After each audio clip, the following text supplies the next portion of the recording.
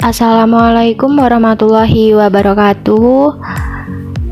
Kami dari kelompok 1 yang beranggotakan Noviatri Amelia dengan NPM 073, Lala Rizkila dengan NPM 071, Ariela Adelina Haisani dengan NPM 069, Aradea Nanda Bilkis dengan NPM 091, Riki Putra AP dengan NPM 075, M. Mujang Fajri dengan NPM 089, dan Rian Nurholis dengan NPM 076.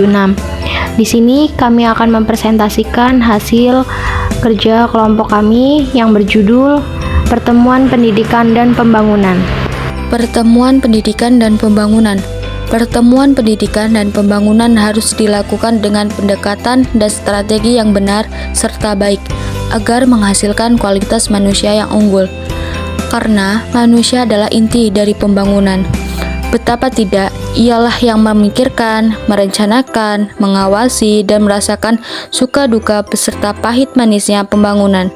Maka ada sebuah kalimat yang menyatakan bahwa kualitas manusialah yang menjadi andalan utama keberhasilan pembangunan. Oleh karena itu, pendidikan dan pembangunan merupakan dua hal yang tidak bisa dipisahkan. Karena keberhasilan program pendidikan dapat membantu kelancaran dalam pembangunan nasional. A. Pendekatan strategi pendidikan. Pembangunan nasional ini dimulai dengan pendekatan yang merupakan pendekatan perspektif terpadu. Maka, prioritas pembangunan ekonomi tampaknya memerlukan pendekatan pendidikan yang baik agar menciptakan manusia yang berkualitas. Pendekatan ini disebut dengan pendekatan yang berpihak pada norma dan keadaan yang berlaku, serta menelaah pengalaman masa silam dan berorientasi ke masa depan secara cermat dan terpadu untuk kurun waktu yang cukup.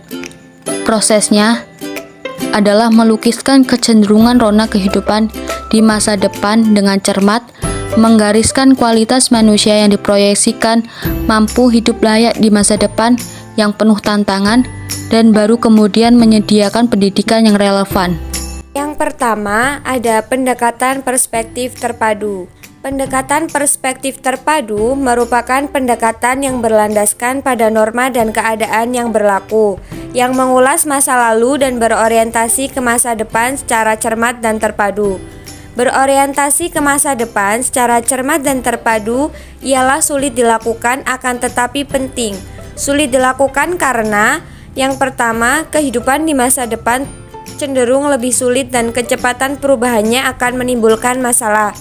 Yang kedua, kehidupan di masa depan akan terus berkembang dan terbuka. Yang ketiga, kehidupan bangsa Indonesia yang besar tidak akan lepas dari perubahan dunia regional dan internasional yang proses perubahannya sangat cepat. 2. Pola dasar pengadministrasian pendidikan. Ada 3 pola dasar pengadministrasian pendidikan, yaitu secara makro, tingkat nasional, meso, tingkat kelembagaan, dan mikro, tingkat operasional proses belajar mengajar. 3. Pola dasar pendidikan secara makro.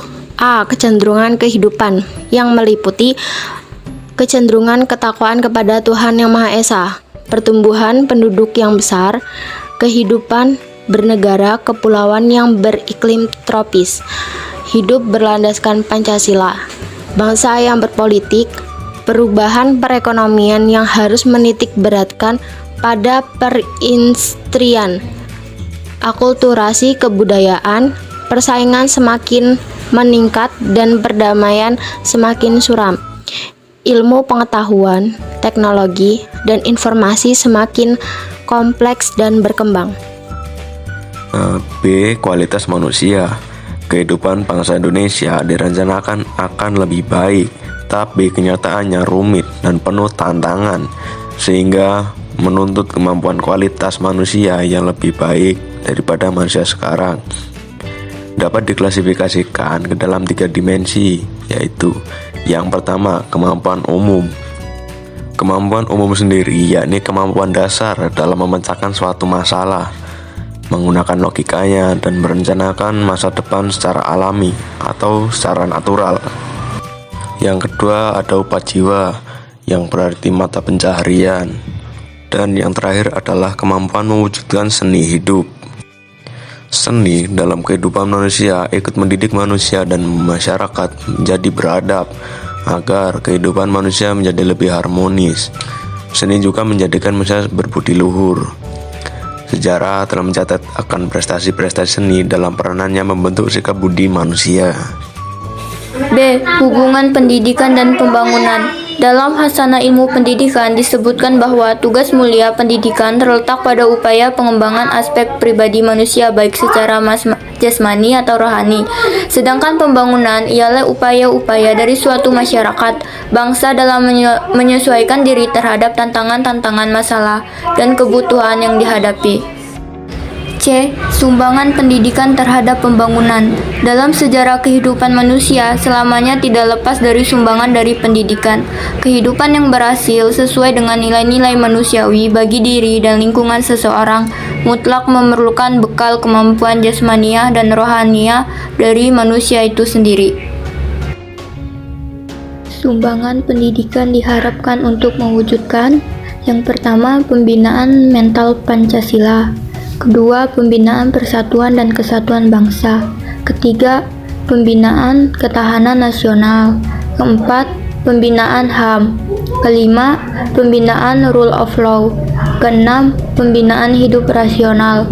Ketujuh, pembinaan ilmu pengetahuan dan teknologi. D. Sistem pendidikan yang relevan dengan pembangunan. Sistem pendidikan yang relevan dengan pembangunan ialah mempunyai tingkat keterhubungan yang tinggi antara bekal pendidikan yang diberikan pada seseorang. Pendidikan dan pembangunan dituntut untuk melaju cepat sehingga membuat seseorang menyesuaikan diri secara berhasil di dalam perubahan-perubahan dan perkembangan masa sekarang serta masa depan. Bekal pendidikan yang berisi penambahan pengetahuan, keterampilan, dan nilai-nilai serta sikap-sikap haruslah diarahkan untuk menambah kecocokan seseorang atau masyarakat, mengembangkan sikap-sikap yang sesuai, menambah kepekaan seseorang atau masyarakat, menambah kemampuan untuk menyelesaikan tantangan persoalan dan hajat hidup seseorang atau masyarakat sesuai dengan yang dialami. Sekian presentasi dari kelompok kami, kurang lebihnya kami mohon maaf, kepada Allah kami mohon ampun. Kami akhiri, wabillahi taufiq wal hidayah. Wassalamualaikum warahmatullahi wabarakatuh.